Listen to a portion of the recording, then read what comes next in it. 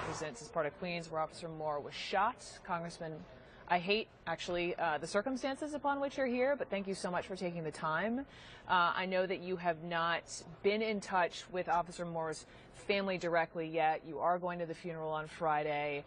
Tell me what you're hearing from just the community. Well, you know, what a terrible tragedy. And everyone in the community just feels terrible about the shooting and the officer who died, 25 years old, whose whole life was about being a police officer, following his parents and his grandfather, etc. It's a whole tradition, and so the neighborhood is in shock. You know, the individuals around the block and it's in shock at what took place, and all are giving their condolences and sympathies to the officer and his family. You know, when we talk about lives, and I think that the motto is all lives matter, and indeed this police officer's life matters. A different parent lost a son. A New York police officer was killed in 2007, and wrote this in the New York Daily News today, quote, "It's so painful. Even for me right now, it's painful. I know what they're going through, and it's so hard. It's indescribable, really. When you come home and you see an empty house and you know it's going to be like that forever, it's not easy." How do we better protect the officers who protect us every day? Well, you know, one of the things that I think that is important, that we have this dialogue and conversations with officers all the time. I know recently, about a week and a half ago, I had all of the community come together.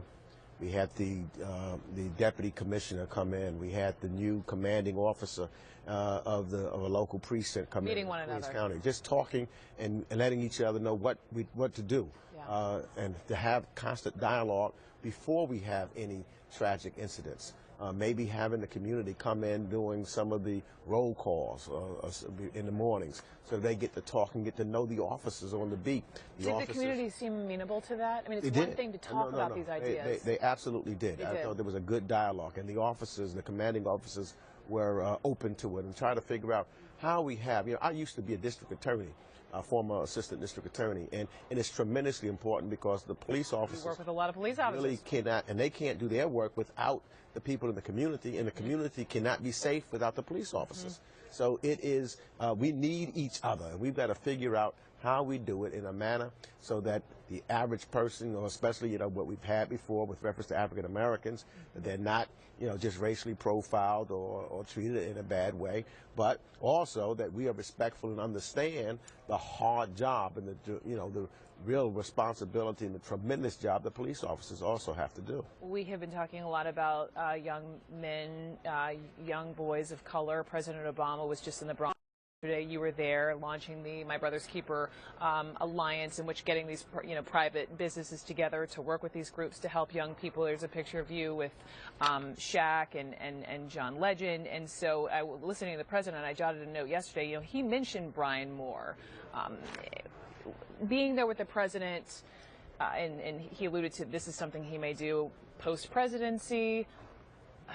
What ideas did he share that really resonated to you that could be put into practice? What do you see this organization doing? Well, with some of the young boys that were there, is making sure that they have exposure and a sense of hope, that they are receiving the kind of education that is needed for the jobs that are created in the 21st century.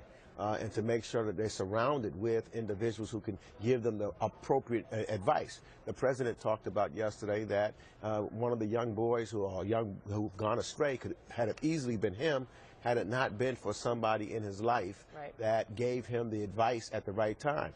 I can easily say the same thing. I grew up in East Harlem here in public housing, but it was individuals that, you know, I was fortunate. I had both of my parents who were very important in my life, but I had teachers that were able to give me some guidance. I've had some other individuals who saw that I had, who wanted to make sure that I had an opportunity, so that they opened the doors, a baseball coach or a football coach or someone of that nature.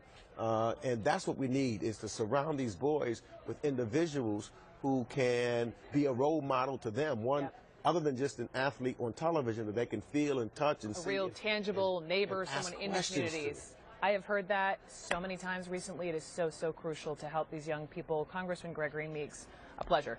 Thank you.